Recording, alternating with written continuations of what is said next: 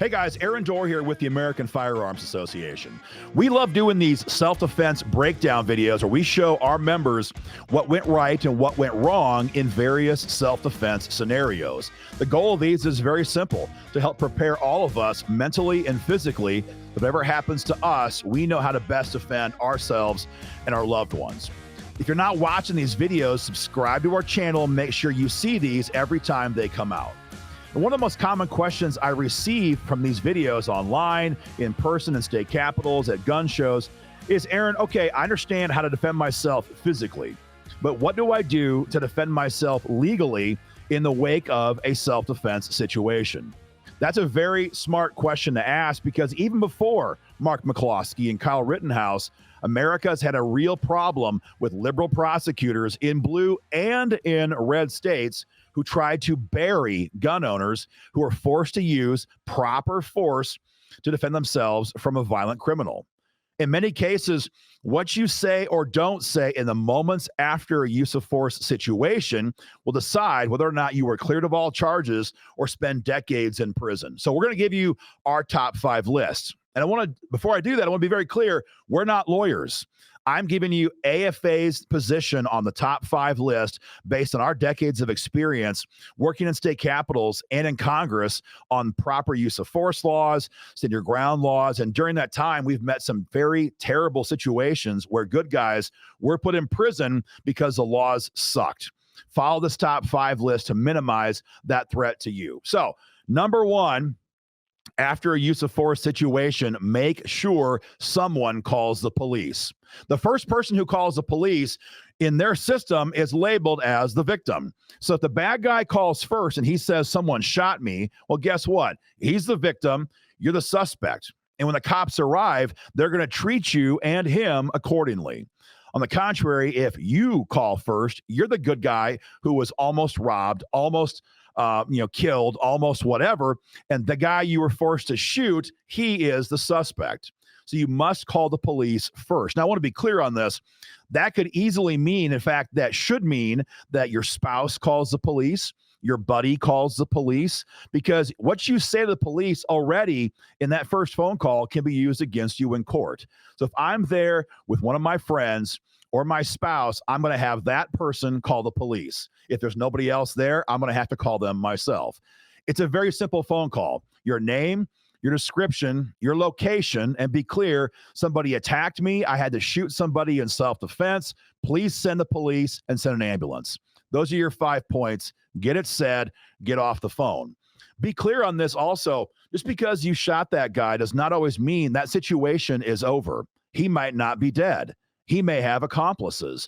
So this should not be a long phone call where you're distracted on the phone and you're not watching out for your physical safety. So step 1, call the police. Step number 2, preserve any witnesses and evidence as best you can if you're not in immediate danger.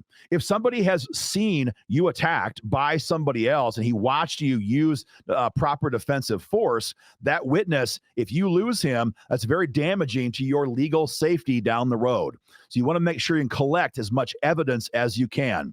If it ever happens to me, I'd like to think when the cops arrive, I'm going to be standing on top of the bad guy's knife, the bad guy's gun, the bad guy's weapon with my foot, because I want to make sure the cops know this was the weapon the bad guy had. That's why I was in fear for my life. That's why I used defensive force. So you want to collect witnesses and evidence, because if it's gone, the police may not be able to ever get it back. That is step number 2. Step number 3 is kind of an add-on to this list. This has come around in the last 10 or so years with better smartphones and better cameras. And number 3 for me is document the scene with as many photographs as you can possibly get. It's easy. We all have smartphones. They all have great cameras. And what you see that in the moments after that situation may be different than when the cops arrive. It may be different than when the investigators arrive. You want to document witnesses. You want to document, traffic, lighting. You want to document everything. His weapon, your weapon, as many photographs as you can possibly get. I would take those photographs. Now, again, this is only if the scene is secure. If you're still in an active, dangerous situation, keep your freaking phone in your pocket, your gun in your hand, and defend yourself. But once things have calmed down, get photographs if you can. And if it was me, I would be texting them to my lawyer, get them off of my phone to make sure that there's at least 2 copies of these photographs. That's step number 3, take photographs. Step number 4 is interacting with the police when they arrive. This gets very dangerous for you legally. So you have to be careful on this. The smartest answer here is to say nothing. And most people would say nothing. I would tell you something different. I would say you have to say enough to make it clear to the authorities that you are the victim. And I'm borrowing this from my friend Massad Ayoob, who is the expert in all of this. If you haven't taken one of his classes, you must do so. The same thing will come from Massad Ayoob. He'll tell you to tell the police that guy tried to attack me. He tried to murder me. He tried to rob me. If you're a woman, he tried to rape me. Tell them what happened in a 1-line sentence. He tried to rob me, tried to kidnap my children. He tried to rape me, whatever the allegation was, whatever happened. And I defended myself. I will happily testify against him in a court of law.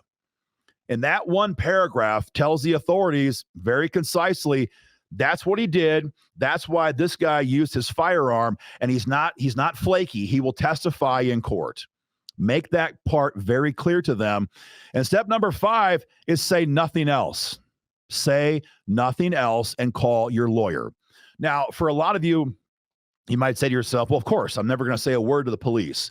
But I'll tell you right now, if you talk to a veteran, you talk to police or armed folks who have used firearms in a self-defense situation, especially outside of the color of law, if you're a citizen, a homeowner, for example, not a cop, the urge to justify your actions that follows a use of force situation is a very, very strong urge.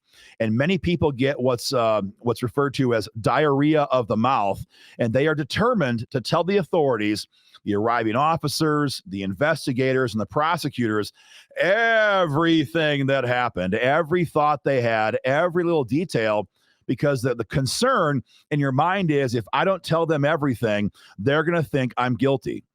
And in doing that, you endanger yourself legally in ways you can't even comprehend. There's a reason why police officers are ordinarily given 24 hours after a use of force situation before being required to make a statement. It's because the police departments know that after that situation happens, your body has so much adrenaline in it, you can't even think straight. So the 24 hours that cops are often given gives them time for their bodies to come down and for them to talk to a lawyer and have counsel present to make an accurate and careful statement. We as citizens should have at least that much time because we're not trained in this. It's not part of our day job, and we don't have a policy that protects us in the wake of a use of force situation. So you need to tell the police the initial statement, as I said, step number 4. And after that, say, guys, I'll answer all your questions. First, I need to talk to a lawyer. That is step number 5. You'll have various people asking you the questions over and over and over. The initial officers, the homicide guys, or the who arrive on the scene, and then the prosecutors who will arrive on scene or at the police department. They're all going to ask you variations of the same thing, and your answer must be the same every time. Guys, I will answer all of your questions. I need some time to catch my breath and call a lawyer. That's it. If you go beyond that, you run the risk of saying things in the wrong way that could really harm you down the road in court. Guys, that is our top 5 list. As always, this is a very controversial space. So if you agree with us in the comment section, let us know. If you disagree, let us know in the comment section. If you have your own top 5 list, let us know that as well in the comment section. Guys, subscribe for more content. We'll keep you guys informed. Take care.